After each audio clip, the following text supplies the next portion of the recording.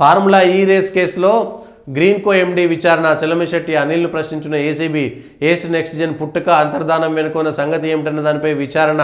బీఆర్ఎస్కు 41 కోట్ల ఎన్నికల బాండ్లు ఎక్కడి ఈ ఫార్ములా కథ. ఒక్కొక్కటి అన్ని విచారణ చేస్తుంటే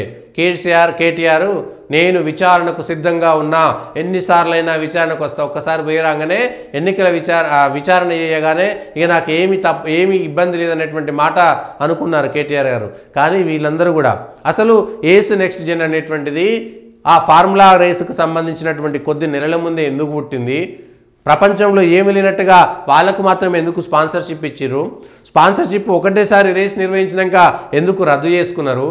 ఎందుకు రద్దు చేసుకోవాల్సినటువంటి పరిస్థితి వచ్చినాయి, ఆ కంపెనీ ఎందుకు పుట్టింది, దానికి కేటీఆర్కి ఏం సంబంధం, ఎన్నికల బాండ్లకు దానికి ఏం సంబంధం, ఆ బాండ్లు ఈ బాండ్లు ఎక్కడికి వెళ్ళి వచ్చినాయి, ఇవన్నీ కూడా ఎప్పుడు విచారణలో తేలుతుంటాయి. అసలు ఆ కంపెనీ గ్రీన్కో నుంచి వీళ్ళు ఎందుకు ప్రమోట్ చేయాల్సి వచ్చింది, ఏస్ నెక్స్ట్ జెన్ ఎందుకు పుట్టింది మళ్ళా కేవలం ఫార్ములా రేస్ కేసు ఒక్కటి మాత్రమే ఎందుకు ప్రమోట్ చేసింది, మిగిలిన కార్యకలాపాలు ఎందుకు లేవు, మళ్ళీ అది ఒక్క రేస్ అయిపోయిన వెంటనే నష్టం వచ్చిందని స్పాన్సర్షిప్ ఒప్పందంలో 4 రేస్లకు ఒప్పందం చేసుకొని ఒకటే రేస్ తర్వాత ఎందుకు వాళ్ళు ఒప్పందాన్ని రద్దు చేసుకుర్రు, ఒప్పందాన్ని రద్దు చేసుకున్నప్పుడు హెచ్ఎండిఏ కానీ మిగిలిన వాళ్ళకి ఎందుకు చెప్పలేదు, ప్రభుత్వంతో ఎందుకు చెప్పలేదు, ఒప్పందం రద్దు చేసుకుంటే ఇవ్వాల్సిన నష్టపరిహారం ఎందుకు ఇవ్వలేకపోయింది, ఒప్పందం రద్దు చేసుకుంటే వాళ్ళపైన ఎటువంటి కేసులు వేయాలి, ఇవన్నీ పక్కకు పోయింది ఎందుకు, ఇగో ఎన్నికల బాండ్లలో గ్రీన్కో టీఆర్ఎస్ పార్టీకి ఎందుకు డబ్బులు ఇచ్చింది, దీనికి దానికి ఏం సంబంధం ఉంది, గ్రీన్కోకి ఇతర ప్రభుత్వం తరపున వచ్చినటువంటి లబ్ధి ఎంత, ఇవన్నీ కూడా ఒకదానిపైన ఒకటి కలుపుకుంటూ పోతే అన్ని విషయాలు బయటకు వస్తాయి. ఒక్కసారి కేటీఆర్ గారి విచారణ అయిపోగానే నిర్దోషిగా బయటకు వచ్చినట్టు కాదు, మళ్ళీ వాళ్ళ ఏసీబీ విచారణ చేస్తుంది, రేపు ఈడీ విచారణ చేస్తుంది, ఇక్కడికి అక్కడికి పొంతన ఉందా లేదా బయటకు వస్తుంటాయి. ఎందుకు పుట్టింది, ఎందుకు మధ్యలోనే పుట్టింది, ఎందుకు మధ్యలోనే చచ్చిపోయింది ఆ కంపెనీ, ఎందుకు మధ్యలోనే వదిలిపెట్టింది,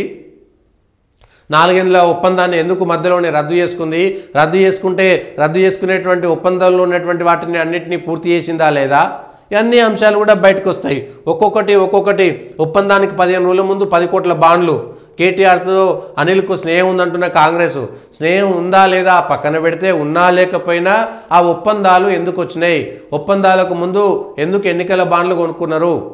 ఒప్పందానికి ముందే ఎందుకు ఆ కొత్త కంపెనీ పుట్టింది, ఆ రేస్ అయిపోయిన తర్వాత ఆ కంపెనీ ఎందుకు నేను చేతులెత్తేసింది, అన్ని విషయాలు కూడా చర్చకు రావాలి. దానికి సంబంధించి ఒరిజినల్గా ఉన్నటువంటి ప్రమోటర్స్ ఎవరు, వాళ్ళ కంపెనీ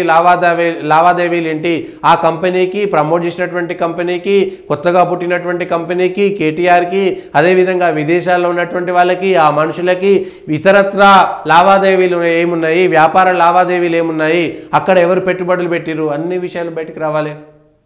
అట్లా ఒక్కొక్కటి తోకుండా పోతే నిజాలు బయటకు వస్తాయి. నిజాలు బయటకు వస్తే ఆ బయటకు వచ్చిన తర్వాత ఏం చేయాలనేటువంటిది తెలుస్తుంది.